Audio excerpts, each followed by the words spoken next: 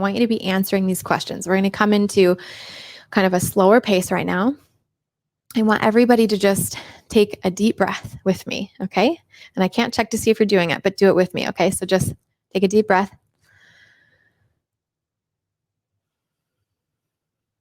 Exhale with me, okay? Let's do one more breath together. We're just going to come into a more calm state here, and we're going to start using our imagination a bit. Now, if you're in a position to be able to close your eyes, don't do this if you're driving, but if you're in a position to be able to close your eyes, please do that. Nothing's going to be happening on the screen here, so you don't have to worry about anything. But I want to ask you some questions about where you are now, okay? If you could imagine kind of the tough spot that you're in before you do all this, right? Like, what is so tough about what you've been doing this whole time? Okay. So what have you been doing this whole time? I can tell you some of the things I've done, which are so many different diets, I can't even name them, starting and stopping so many times that I can't even count, being frustrated with myself, the way I look in the mirror, the way I think others see me, not going to social events because I was afraid to be seen by people. Think of the things that are so tough for you today. Now I want you to imagine that we are 5 years from today. And I want you to imagine that it's exactly the same, that all of that still exists, all the guilt. So it's the year 2021. We're talking about the year 2026. I want you to imagine that all of that, you're just dragging that with you. You take it with you like it was a heavy, heavy suitcase. And it is kind of like taking it with you, right? Sometimes if we can think of it literally in terms of the fat that we carry on our bodies, just imagine we're still dragging that fat along with us, still dragging that suitcase of negativity perhaps with us. Those feelings that feel negative, the shame, the guilt, the self-hatred, the embarrassment, the lack of social interaction, we just take it all with us. And in 5 years, we are the same person, still avoiding events, still avoiding things that we know we really want to do, but because our weight has never changed, we don't do it. Or because we don't feel good because we eat poorly, we just keep taking this negative feeling with us. And imagine you got that 5 years from now. You do this for another 5 years. You exactly do this for another 5 years. Now I want you to imagine 10 years down the road in the year 2031. Let's say you stay on this same exact path for 10 more years and you have the same exact self-hatred, lack of social gatherings, fear about going to holiday parties, fear that you're going to regain the weight again, all of the frustration with yourself, and you got that another 10 years, right? Now, many of us are 30, 40, 50, 60, 70 years old. So we might have actually already been doing this for 20, 30, 40, 50 years, 60 years in some of our cases, right? Now imagine you can do it again for another 5 and another 10. Now we're at the year 2031. We're doing the same stuff, right? We're still bogged down by this feeling of we'll never get there. Now imagine 15 years down the line and you're still doing the same thing. What does that feel like? 15 years down the line, doing the same exact thing, the same exact pattern. Now here's where I want you guys to comment, okay? How does it feel 15 years down the line to be having the same exact patterns in your life, the same exact off-plan behavior, right? Like, oh, I'll just have a drink today. Tomorrow I'll get back on it, right? How does it feel to be 15 years down the line still doing the same exact rat race? What is that like for you to consider that you might be in the same place in 15 years? In 15 years, right? Yay, Roar says distressing. Mm-hmm. How else do you feel? What things come up for you when you think about this? Depressing. Mm-hmm. How does it feel thinking it could be 20 years from now and you're still doing the same thing, or that you never get this right? Right? That would feel like a failure.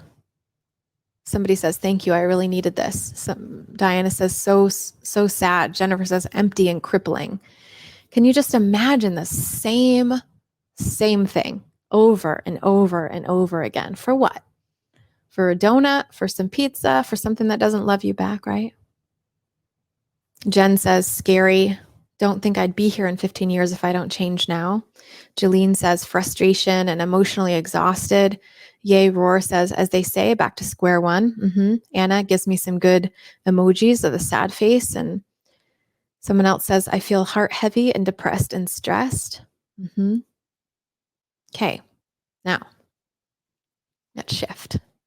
Let's shift something for a moment. I want to take you to a magical fairyland of you got it all figured out.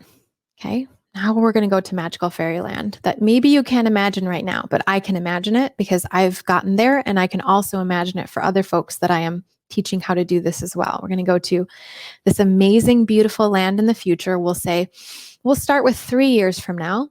Now let's start with the 5-year mark because we started with that the last time. So let's say 5 years down the line, your story is, well, you know what? I always struggled with my weight for so long, and I never knew how to do it. And then finally I found the Eat to Live diet, and I knew I found the diet for me. And then I found Sherry Alberts, and I found her challenges, and I found her Eat to Live family and the mindset work. And you know what? I finally figured out how to get my mindset wrapped around not going off track all the time. I finally figured out how to eat to live and love it for good. And you know what? I lost all the weight. Maybe I lost 50 pounds. I lost 100 pounds, whatever, right? So this is your story now, right? And 5 years down the line, people ask, well, how do you stay so thin? And you say, well, I found this woman, and I found her mindset teachings, and I found how she put it together with the best diet on the planet. And then I just worked at it and I figured it out, right? Now we're 5 years down the line. So you've already lost all the weight, whether that was 100 pounds, 200 pounds, whatever, you lost it all. You're feeling good. You only have one set of clothes in your closet, right? You know what you weigh all the time, and you never have to weigh yourself anymore because it's never a surprise. It comes very easily for you. You enjoy exercise, whatever that might be for you. You enjoy moving your body. You enjoy dressing your body. Sometimes you get caught up in spirals on the internet because you can't stop looking at all the cute clothes that you could put on, right? Because your body just fits all of them. When you wake up in the morning, you're not thinking, which shirt can I wear today, depending on how many pounds I lost how many pounds I gained in the last day because of what I did yesterday, right? You're like, you wake up and you're just like, I can pick any one of these shirts. I'm just going to choose a shirt based on my mood. So I'm going to do the yellow one, or I'm going to do the black one, or the pink one, or whatever, right? You get to choose whatever you want in your closet. When you pull on your jeans in the morning, right? You pull them on and you just go like this, and then you button them. It's not this, kind of like jumping around trying to get those pants up around your belly. It's literally just you pull it on, you button it. That's it. Right? Now you're 5 years down the line. People are asking you, how did you do this? And you're like, well, it's not how I lost the weight. It's how I changed my mindset, right? It's how I learned to stop self-sabotaging myself. It's how I learned to stop the craziness with the food cravings. It's how I learned to stop the drama with the holiday parties and the weekend get-togethers and all these kinds of things. And it's how I learned to eat to live no matter what was going on in my life. And you're like, it really is more to it than just what you eat. It really is about your mindset. And now you start teaching people because you're so proud and you know that you've been able to maintain this whole time, and it's easy, right? Okay, that's you in 5 years. Now imagine you in 10 years when you're still doing the same exact thing, right? And it's the same clothes in your closet, or maybe you give yourself a treat of, instead of buying all this crappy food and diet programs and exercise programs that you used to, now you get to spend that budget on the clothes that you wear, right? You get to spend that budget on maybe vacations or trips. Like, what would you spend the money on if you weren't spending it on weight loss all the time, or extra food, or junk food, right? Or outings at restaurants that you don't even care about anymore, right? What would that be like? What would you do with that money? What would you do with the time that you have left? I once asked a client this, how many hours do you think you spend prepping food, thinking about food, getting recipes, obsessing over your weight, obsessing about how terrible you are and how you'll never get this. And she was like, it's at least 5 to 8 hours a day. And I was like, all right, so let's say that maybe 1 to 2 hours of that is legitimate eat to live activity, right? Eating a 30 to 45-minute salad, having your breakfast, preparing your salad, preparing your dinner, maybe, right?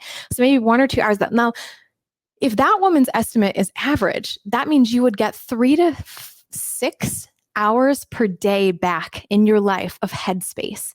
What would you do with that time? What would you do with those thoughts? What could you create with your thoughts now that you're not thinking about food and you're not obsessing about what you're going to do this weekend and how you're going to not gain weight this time, right? What would you do with that time?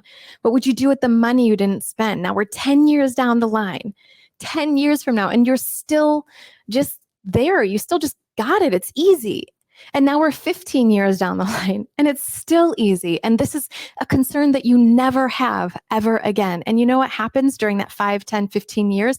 You influence and affect the lives of so many people around you, because now you get to say, look, if I could do it, so can you. And here's how. And you can tell them exactly all the stuff you learned in this challenge, in maybe the Eat to Live family, you learned all this mindset stuff. You can help other people do the same thing. So instead of it being that, what was it? Hold on. Slow and weary demise, frustration, emotionally exhausting, empty and crippling. Instead of that, now it's a light bulb moment, great exercise, right? It's hard to even imagine being that free. I remember feeling so awesome in all my outfits, she says, right? That is what this Eat to Live challenge is going to start for you. It's going to start that ball rolling, okay? Imagine who you could be in 5 years, 10 years, 15 years. Look what I'm creating. It used to be that my life was ruled by food, and I literally started my website because I was obsessed with food. And now look how much time I have left over. I don't even think about food anymore. I just eat the food, right? Look how much time I have left over to create stuff like this for you that can change your life. What could you create if you weren't obsessing about food all the time? Just imagine, baseline, the amount of time that you could spend with the people that you love, the better moods you might have because you know you're in control of your food, right? So many benefits to just keeping going, right? Which is the motto of my website, just keep going. Just keep going, friend. That's it. And like we looked at that graph. The graph might not always look perfect, right? But if we just keep going, eventually we will learn what we need to learn to get there, okay? So we have, Nancy, angry that you're perpetuating this. Free Spirit says, I love your positive outlook and believe that I have already changed my mindset with the help of Eat to Live in your words. You are so welcome. And you say, you make me believe this is totally possible. It is. It is, because I did that, right? I did that. I figured that out. It is possible for all of us. It's all up here. And that's the beautiful part. And I always think of this like Dorothy and the ruby slippers, right? It's always been up here. The struggle and the success has always been up here. It's never something that's outside of you. So let me show you how to do that. Okay. We're going to start with this Eat to Live challenge. Wendy says, free spirit. She so agrees. Her too. Jillian says, happy, life-giving energy to share with everyone around me. That's exactly it, right? It would feel exhilarating. It frees your mind to be more creative and to help others to grow older gracefully and healthfully. Yep. That's it. That's it, guys. Okay. And Lynn says she's imagining how it would feel to enjoy every outing, social events, and vacations. Yeah, for sure. Consider, where do you want to be there in 10 years, or do you want to be in this beautiful, free, kind of wonderful, lovely place where that's no longer a concern of yours, okay? So consider that it's all up here. It's all in your thoughts. And like I said, your thoughts create your feelings, and your feelings create your actions. Let me show you how to choose all of that deliberately so you put this struggle down for good, okay? That's all I have for you guys today. I'm so glad that you spent time with me. I really appreciate it. Imagine all the people who are doing this with you all across the world. I know I didn't ask too many, but we've got like Australia, we got Trinidad and Tobago, we've got tons of people in Canada. In the Eat to Live family, we represent 12 plus countries. I mean, we're international and we're going to take this thing a lot bigger. Okay. So Go with us. Do this with me. And thank you for these wonderful comments. Thank you for sticking with me. And I'm going to show you exactly how to get, like I said, from the little beginner seed stage to the sweet fruition stage 5. Okay, let me take you there. Bye, guys.